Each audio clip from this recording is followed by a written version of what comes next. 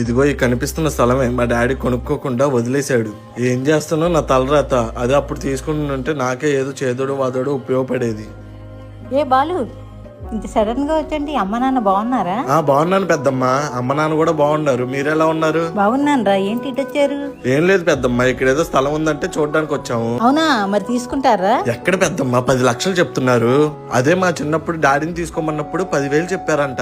ఎక్కడ 10,000, ఎక్కడ 10 లక్షలు? ఇప్పుడు మా డాడీ చేసిన పనికి మేము బాధపడుతున్నాం.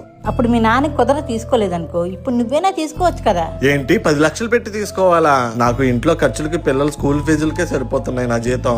ఇంకా 10 లక్షలు ఎక్కడి నుంచి ఆయన అప్పు తీసుకొచ్చి కట్టాలి పెద్దమ్మా. ఇప్పుడు నువ్వు ఎలాగ బాధ్యతల గురించి మాట్లాడుతున్నావు, మీ నాన్నకు కూడా అప్పుడు అవే బాధ్యతలు ఉన్నాయి కాబట్టి తీసుకొని ఉండడు. ఇప్పుడు మీ నాన్న తీసుకోలేదని నువ్వు ఎలా అంటున్నావు? రేపు నీ పిల్లలు కూడా నువ్వు తీసుకోలేదని నిన్ను అలాగే అంటారు.